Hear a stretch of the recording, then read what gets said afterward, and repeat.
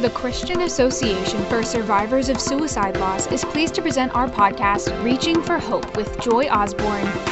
Let's join Joy and her guests as they discuss topics of relevance for emotional and spiritual wellness.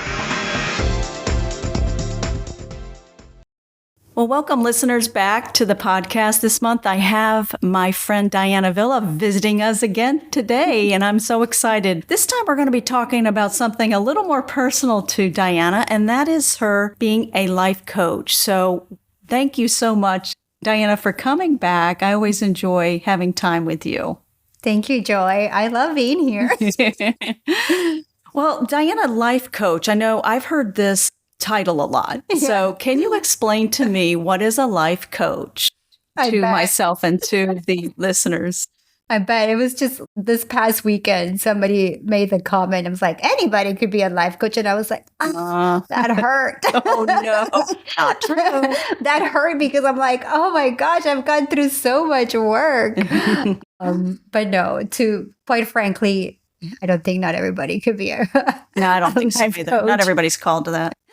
Plus, I did go through a lot of preparation. So I did go through a lot of training. Mm-hmm. I got my master's in organizational leadership with a concentration in coaching and mentoring. Mm-hmm. But then as soon as I was done with that, I went back to school to go get my certification in coaching. Oh, good. And then they require more things for you to be certified with the International Coaching Federation. That's good. And then I also acquire my certifications in the Gallup Strengths Coach, Strengths Finder, and also the John Maxwell DISC personality That's good. Trainer and John consultant. Mm-hmm. So what is a life coach? Okay. How would you describe So a life coach, how do I describe it? It's a partnership. Okay. It's a partnership with someone who is going to help you evoke awareness and transformation. Oh, so the job as a coach is to take you to from point A to point B. Sometimes you feel stuck, or there's those moments that you need clarity, perspective. Mm-hmm. But it's a partnership where it's almost like two people dancing, and the coachee, which is the client, is like the one leading that conversation. They're the ones in control. They're the ones guiding that conversation, and we're just there to walk with them and evoke that transformation, challenge perhaps some limiting beliefs that are preventing them from getting to that point B. Mm-hmm. But it's not psychotherapy. It's not therapy. It's not counseling. We don't do that. Okay. However, with the ICF, we do have some standards, some very serious guidelines that we have to abide by when you're under that umbrella of the International Coaching Federation. That's good. Yeah. Good to have those guidelines. It is. That's good. And to know that you're certified and yes. You've been trained well. So that's really great. Yeah. And how did you start? What got you into wanting to do coaching? Well, it was through my valley of brokenness. It was my own journey that I got my undergrad in elementary education. Oh. And I thought I would always do that. But due to my husband's career, I had to certify in every state that we moved to. So that was a challenge, yes. Then I decided to homeschool my children. Okay. And as I was homeschooling my children, my husband had surgery and he became, medically ill, and I became his caregiver. And during that process, I lost my identity. I lost my sense of purpose, my goals. He was diagnosed with dementia at the age of 38. Wow. And here I find myself homeschooling my children, just being a caregiver to him and saying, okay, there's nothing else to life than this.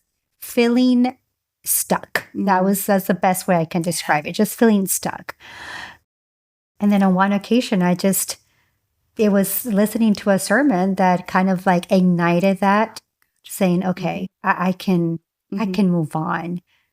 God can do something great out of this brokenness. I can become a new creation. Right. And I started Googling things and how I could be of service to others. My goal was to put a nonprofit organization. So I said, hey, what does it take? So I enrolled in a master's in organizational leadership with a concentration in coaching and mentoring. And the part of coaching and mentoring really spoke to me. I'm like, wow, I can help people. And while I was doing that, I realized that a couple of years back when I attended a retreat for military spouses, I was giving the Gallup Strengths Assessment.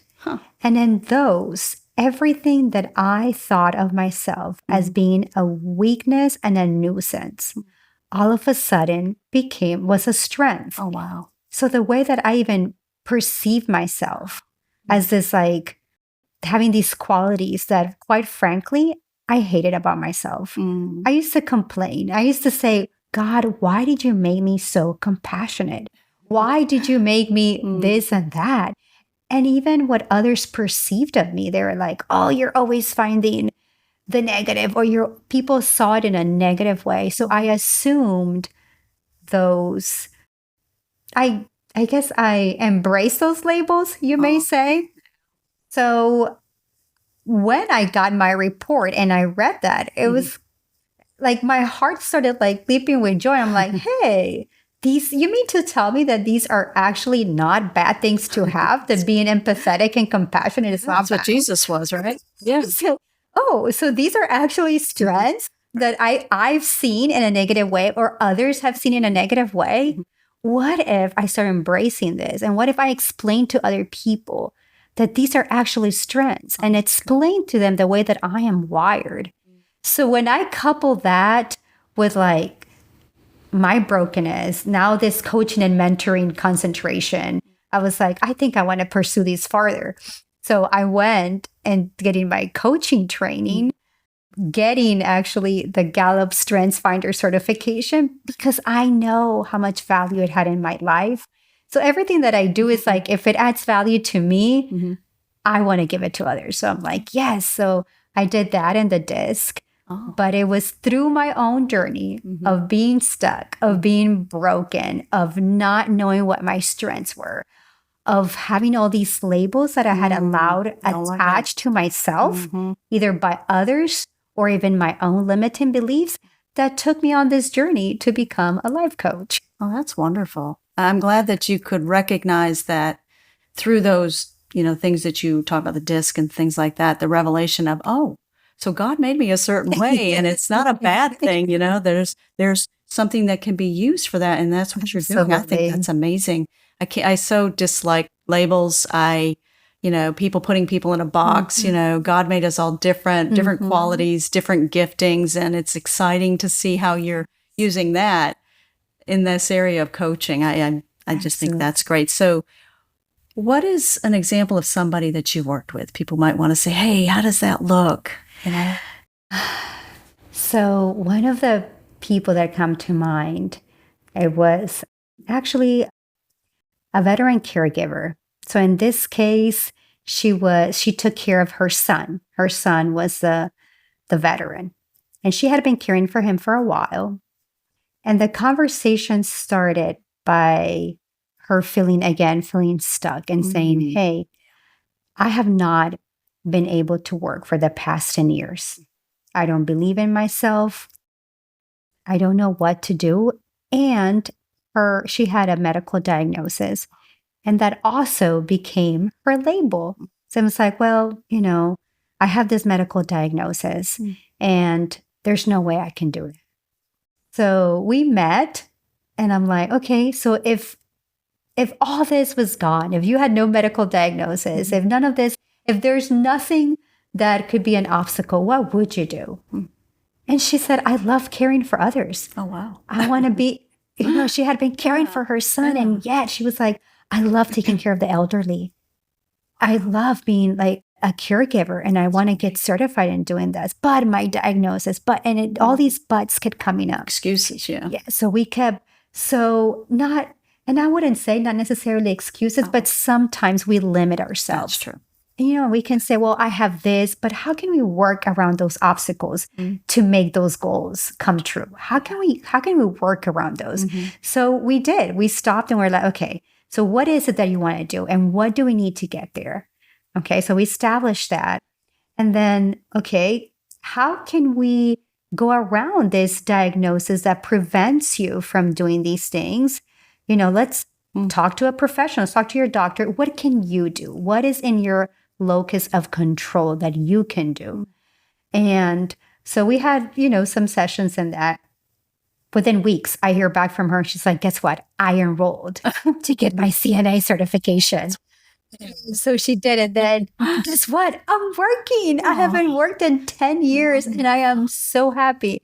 And she's still working. And to this day, she was like, I am so grateful because it was that conversation. It was those moments that really allowed me to see beyond my circumstances. And I think that is the beauty of the life coaching. That is the beauty, that sometimes you just need that nudge. Sometimes you just need somebody else to believe in you. Like, what comes to mind, Joy, right now is a story of Moses.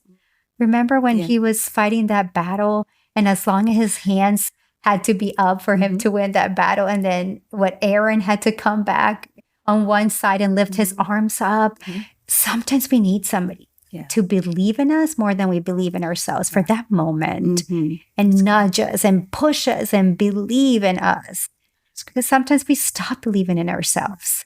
And we believe the negative things that come in our mind. I'll never amount to anything. Yes. And I say this a lot. People who know me, I say this. If you ever hear that, the negative, just know that's not God. Yeah. God doesn't speak to us in the negative. No. He loves us, and he has, like you have, like the compassion and the empathy for people, and he wants the best for us. And, your life isn't over at that point, even though circumstances might try to dictate that. Don't believe the lies. And I'm grateful for people like you that are there to help them see past their limitations or what they perceive as limitations. I think that's wonderful. Now, how long have you been doing coaching? Well, I mean, I did do it through the course of my master's because that was my concentration. So we did it with the other students. And then through the whole 6 months of training, we were coaching each other. So everybody in our cohort had to coach. So we had to get a certain amount of hours. My official business is started in February of 2024, just this year. Wonderful. Yes. That's great. Yes. That's great. You've had this passion for a long time and then getting all the certifications and such. And now you're just helping people. Yes. So that is great. You know what I realized that inadvertently, I've been doing this all along. When I was going to school, a lot of things came to fruition and saying, oh, I was doing this when I was teaching. I was doing this with my fourth graders. I was doing this with my third graders. I was applying all these coaching techniques and all this empowerment and evoking awareness and transformation. I was doing this all along.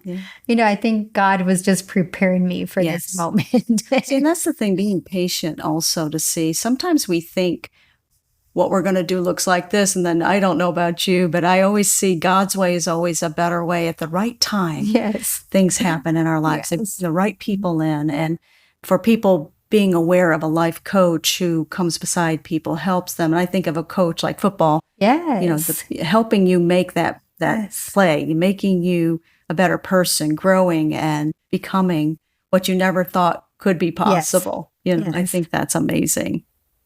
So how would people get in contact with you if they wanted you to be their life coach?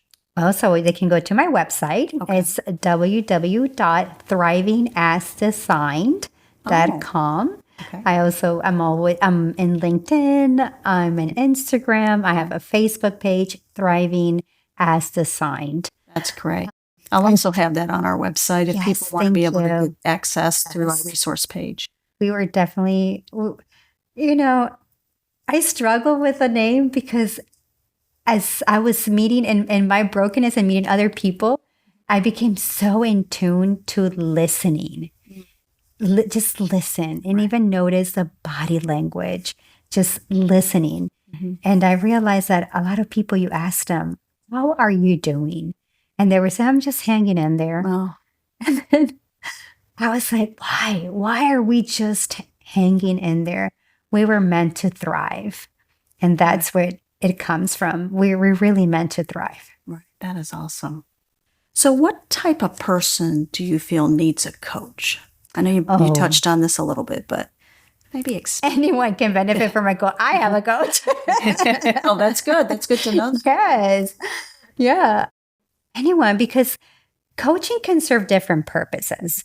So, it may be somebody that just needs clarity and needs a new perspective and just need to walk things out.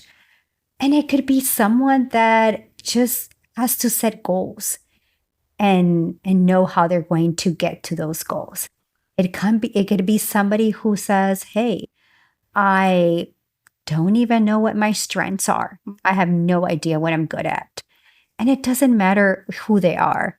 I just had a 17-year-old that she's a high school senior and she's not aware what she's going to do when she graduates. And she's like, I really don't know what I'm good at, And so we did a DISC student report. She took it and,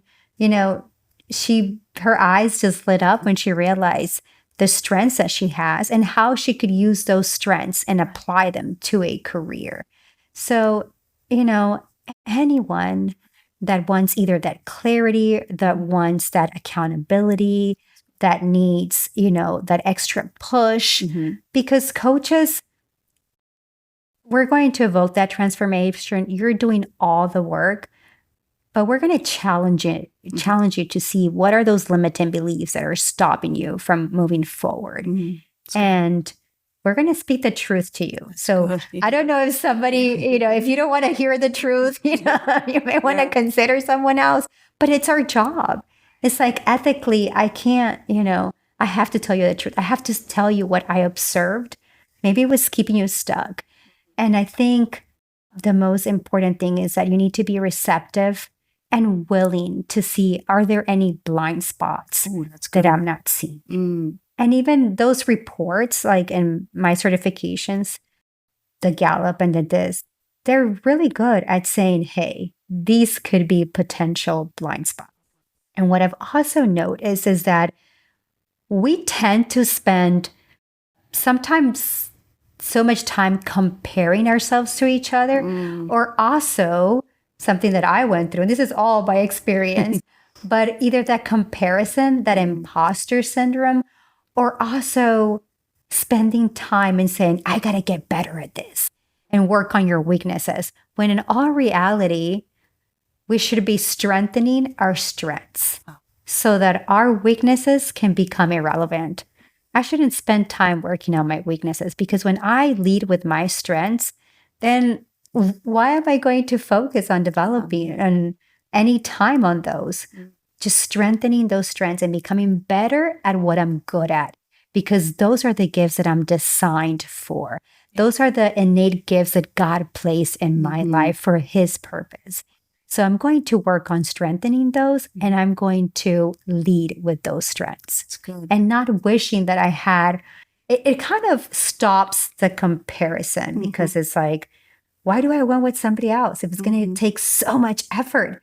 I am so good at being me because these are my strengths. That's wonderful. And the thing that I find with some people, they're really good at a lot of things. So it sounds like you hone in on the specific areas to go forward in and to, I don't want to succeed, but move forward in those areas. Yes. That's great. So do you see men and women? Yes, You I do? do. Okay. Yes. All right. Very good. About kids, I know you said a 17-year-old. That almost came to me. I wasn't seeking, but my friend asked, and I realized that I loved it. I loved, investing in the life of our next generation. That's good. And for them to know it ahead of time. I wish somebody would have taken the time to tell me at age 17 what I was really good at. That would have helped me. That would have, prevented me from so many things. But of course, you have to go through the process to learn. But I see the passion. I can sit with a high school senior or a junior and say, okay, Let's go over what you're good at and what's the plan moving forward and how are you going to use your strengths, maybe to choose a career that you're going to excel because you're going to do it, you're going to lead with your strengths. That's great. So how long do people usually have the life? Is it a continual thing? Is there a certain number of sessions, or how does that work? Yeah, great question.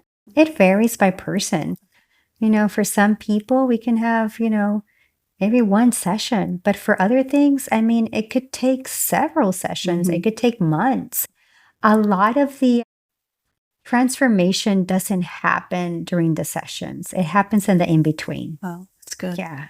It's those moments when you're really thinking, kind of like marinating. Yeah. And then everything that was spoken, that was said, is when you sit with those moments. So, it's in the in-between moment. So it really varies by person because it could be personal. It could be a personal matter, or it could be something that has to do with your job. You want to get better at what you do. Oh. You have those personal goals and then you have those professional goals. So it all depends on the person. It varies. The situation they're in too. That's great. And I love it. I wish I had that same thing, because I know growing up the way I did, I just thought this is what I needed to do. And I never knew my strengths. I just thought this was the way. And also I've spoken to some people that, they're living out their parents' dreams. So it'd be good to know what your dreams, what you're good at, even though they might see some good things. Yeah. You're an individual, not to say going against mom or dad. That's not my point here. It's just sometimes we have to understand ourselves, and many times we don't. Society might try to say what we are and what we look like and should look like and do, whatever. But it's really, I love going back to what are your strengths, because God, like we said earlier as well, God gave us specific things. He gave us gifts. He gave us abilities.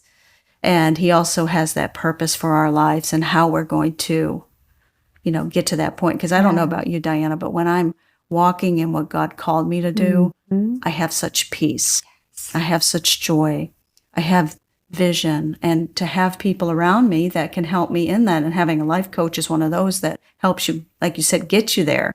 So I think that's wonderful, and I hope people take advantage of that and contact you, because it looks like it's going to really make a difference in so many lives, as it already has made difference, as you have that compassion and that empathy that, life coach needs to be that way to help people. So I just love that you have that as a calling on your life. Thank you. And so that's wonderful.